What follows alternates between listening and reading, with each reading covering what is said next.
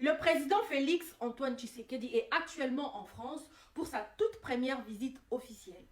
À la quête d'une solution diplomatique entre le Rwanda et la RDC, mais aussi obtenir une condamnation de Rwanda.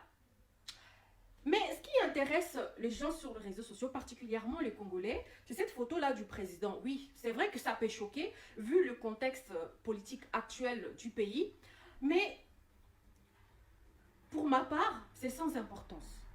Soulevons plutôt le vrai problème, les raisons de sa venue ici, parce que ça, mais pourquoi?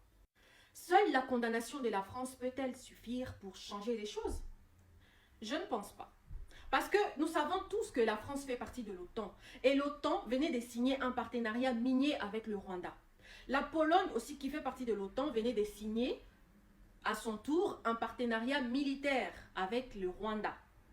Maintenant, est-ce que je repose encore cette question, seule la condamnation de la France peut-elle suffire à changer des choses? Et ça, oui, c'est juste des discours en fait, des beaux discours pour nous amadouer et gagner du temps. Et ça, le beaucoup, azolia yokoto, unazo fula. Hein? Pour moi, en fait, bon, suivons un peu la fameuse condamnation du président français. Dans ce contexte particulièrement douloureux, je veux évidemment réexprimer notre solidarité avec le peuple congolais et rappeler ici la position de la France. D'abord, la France ne transigera jamais sur l'intégrité territoriale et la souveraineté de la RDC. Ensuite, nous n'avons aucune difficulté à pointer les responsabilités. Je vais le dire avec la plus grande clarté possible, la France condamne fermement l'action de tous les groupes armés, et particulièrement l'offensive du M23, qui doit cesser les combats et se retirer de l'ensemble des territoires qu'il occupe. Tous les groupes armés, je dis bien tous, doivent être désarmés progressivement, démobilisés. Et c'est un recours plein et entier à votre souveraineté qui doit s'en suivre. Le Rwanda, je l'ai redit au président Kagame dans un échange récent, doit cesser son soutien au M23 et retirer ses forces du territoire congolais. Je lui ai redit et je le rappellerai dans les prochains jours. Et l'urgence est à la désescalade. Nous n'avons aucune difficulté à pointer les responsabilités. Je vais le dire avec la plus grande clarté possible. La France condamne fermement l'action de tous les groupes armés, et particulièrement l'offensive du M23, qui doit cesser les combats et se retirer de l'ensemble des territoires qu'il occupe. Tous les groupes armés, je dis bien tous, doivent être désarmés progressivement, démobilisés. Et c'est un recours plein et entier à votre souveraineté qui doit s'en suivre. Le Rwanda, je l'ai redit au président Kagame dans un échange récent, doit cesser son soutien au M23 et retirer ses forces du territoire congolais. Je lui ai redit et je le rappellerai dans les prochains jours. Et l'urgence est à la désescalade. Il est également important, dans le même temps, de lutter contre les discours de haine et l'action des anciens génocidaires du FDLR. Et je veux vous remercier pour les engagements très clairs que vous avez pris, pour à la fois agir de manière très concrète et assumer politiquement la lutte contre les FDLR, et nous engager la communauté internationale et les forces onusiennes pour accompagner le processus, évidemment, de DDR de cette force. Aucune de ces forces n'a quelque légitimité que ce soit. La seule force armée qui peut et doit opérer sur votre territoire, ce sont les forces armées de la RDC. La France salue l'engagement de la RDC à mettre fin aux agissements du FDLR, l'encourage à mettre en œuvre cet engagement, et nous sommes avec plusieurs autres alliés à vos côtés, vous le savez, pour mettre en œuvre cette avancée. Enfin, la France s'est attachée aux processus diplomatiques régionaux. Nous pensons que la priorité doit être au dialogue et à la recherche d'une solution diplomatique sous l'égide du président angolais Lourenço. Et nous soutenons cet agenda. Je souhaite qu'il puisse maintenant porter ses fruits de manière très concrète sur le plan justement des décisions sécuritaires et politiques. Et j'ai dit au président, nous allons très fortement l'appuyer, nous réengager, et je souhaite que d'ici à la fin de l'été, nous puissions avoir des initiatives pleinement conclusives pour sortir de la situation que vous connaissez depuis trop de temps. Voilà, Monsieur le Président, cher Félix, ce que je souhaitais dire aujourd'hui. Je tiens une nouvelle fois à saluer votre présence, qui est celle d'un ami, du président du plus grand pays francophone au monde, mais aussi du président d'un grand pays d'Afrique où se jouent beaucoup des questions sécuritaires, mais aussi beaucoup des questions de développement économique, naturel, et que nous accompagnons et accompagnerons dans la durée. Vous pouvez compter sur la détermination de la France. Merci beaucoup, Président. Alors, au fond, j'ai une question qui est pour vous deux, Président, d'ailleurs. C'est-à-dire qu'en fait, on voit que le processus de Luanda patine depuis maintenant un an. On peut dire que la situation dans le Nord Kivu est pire aujourd'hui qu'elle ne l'était il y a un an, avec le M23 qui a avancé, qui entoure Goma. Il n'y a pas de dialogue. Vous venez finalement de le dire à l'instant, Monsieur Tshisekedi, vous ne voulez pas parler à Paul Kagame pour l'heure. Donc, ma question est d'abord, pour vous, qu'est-ce qu'il faudrait pour que eh bien, vous vous mettiez à la table et que ces discussions puissent reprendre? Et, Monsieur le Président Macron, je voudrais savoir si vous pensez aujourd'hui que la France, qui est engagée à la fois au Rwanda, on le sait, fortes relations diplomatiques et militaires, et avec la RDC, qui faudrait-il pour que vous alliez parler à Monsieur Kagame? Mais vous l'avez dit, monsieur le journaliste, en parlant de Goma, vous avez dit que Goma est presque totalement asphyxié. C'est fait exprès parce qu'ils ont profité d'un moment d'accalmie,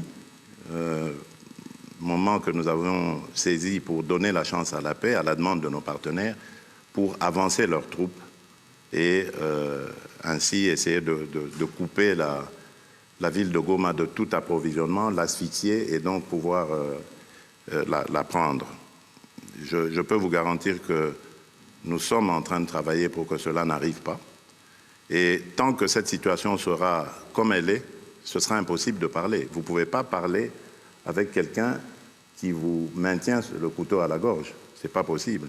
Donc, vous avez compris, pour avoir l'éventualité ou la possibilité de discussion, il faut que la situation évolue, c'est-à-dire il faut que l'armée rwandaise qui actuellement se trouve sur le sol de mon pays et non le M23, parce que le M23 c'est une coquille vide que le Rwanda brandit, il faut que l'armée rwandaise ait quitté le sol congolais. Alors à ce moment-là, oui, ce sera possible de discuter, mais discuter pour désormais s'entendre sur le fait que le Rwanda n'a plus rien à venir faire en République démocratique du Congo au niveau militaire. D'abord, je voudrais défendre quand même le travail qui est fait par l'Angola et son président, parce que je peux toujours critiquer les processus, mais enfin, il a le mérite d'exister et il n'y a pas beaucoup de concurrents. Donc l'engagement du président Lourenço est une chance pour la sous-région et je crois vraiment pouvoir le dire pour la RDC aussi. Et il le fait avec beaucoup d'engagement, de courage et de ténacité. Et donc nous soutenons ces efforts et nous nous coordonnons très étroitement avec ce qui est fait par le président Lourenço. Ensuite, la priorité aujourd'hui, ça a été dit, c'est un processus de désarmement et de sortie du territoire des groupes armés qui n'ont rien à y faire. Alors désarmement et encadrement, si je puis m'exprimer ainsi, des FDLR, d'une part, et retrait des forces rwandaises qui sont sur le sol congolais. Ça, c'est la priorité. Puis, désarmement du M23 et processus d'accompagnement. Bon. Donc, la priorité, elle est là, elle est sécuritaire. C'est le plan sur lequel on a travaillé. Et donc, pour moi, c'est véritablement ces premiers pas maintenant qui doivent être mis en œuvre dans un dialogue que nous allons essayer d'accompagner. Le rôle de la France est d'abord d'avoir une voix claire sur la question de la souveraineté territoriale en Afrique. Du territoire est très important côté congolais. Merci beaucoup. Merci mesdames et messieurs et merci à nouveau au président. Merci Emmanuel.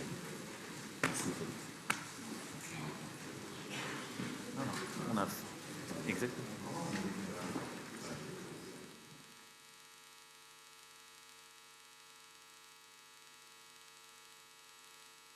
N'oublie pas. Il y a un an, lorsque je me suis rendu à Kinshasa pour ma première visite en République démocratique du Congo, vous m'avez accueilli en ami. Je ne l'oublie pas. Et ce, jusqu'à Bandal. C'est donc naturellement en ami que j'ai le plaisir de vous recevoir ici à Paris, car c'est ici Paris, et pour cette nouvelle visite. Merci beaucoup, Monsieur le Président, cher Emmanuel. Merci d'abord pour l'accueil qui me rend un peu jaloux parce que à Kinshasa, on n'avait pas fait pareil. Là, je crois que la France nous a battus Donc nous avons une revanche à prendre. Et donc, vous êtes cordialement à nouveau invité en République démocratique du Congo, cher ami. Il y a un an, il y aura bientôt la création d'un institut régional de la mode à Kinshasa. Et dans le domaine sportif également, nombre de grands sportifs congolais jouent en France, à commencer par le capitaine des Léopards, Chancel Memba, à qui je souhaite le meilleur pour le match de jeudi avec l'OM. Et nous voulons développer notre coopération sportive et allons soutenir la mise en place d'un institut national du sport à Kinshasa sur le modèle de l'INSEP en France. Ce projet vous avait été présenté, je le sais, hier, en marge d'un grand match de football qui s'est tenu à Clairefontaine. Troisièmement, la France voit dans la RDC un partenaire clé dans la protection des trésors que nous avons en partage. La forêt du bassin du Congo est l'un des poumons de notre planète. Nous avons lancé, lors de la COP28 de Dubaï, un partenariat pour les forêts, la nature et le climat, ensemble aux côtés des États-Unis et de l'Allemagne, pour mutualiser les appuis financiers et techniques. Et je me réjouis que votre pays ait accepté de faire de Kinshasa la capitale hôte de la prochaine conférence des parties du partenariat pour les forêts du bassin du Congo, co-organisée avec le Gabon et la France. Cher Félix, Mesdames, Messieurs les ministres, Mesdames, Messieurs les ambassadeurs, Mesdames et Messieurs, je voudrais évoquer tout le chemin parcouru. D'abord, nous voulons continuer d'accompagner votre développement économique. On l'a évoqué ensemble, nos équipes ont travaillé sur ce sujet et nous le faisons de manière partenariale, à votre écoute, en réponse à vos besoins, dans 3 domaines principaux. L'appui aux métaux critiques, aux villes durables et la transformation numérique. À ce titre, je me réjouis de l'intensification des investissements et des échanges commerciaux entre nos 2 pays, le partenariat entre Alstom, Metrokin et AFC, qui sera conclu cet après-midi pour construire un train urbain à Kinshasa. Et nous voulons continuer d'aller de l'avant. Nous avons facilité les mécanismes de financement.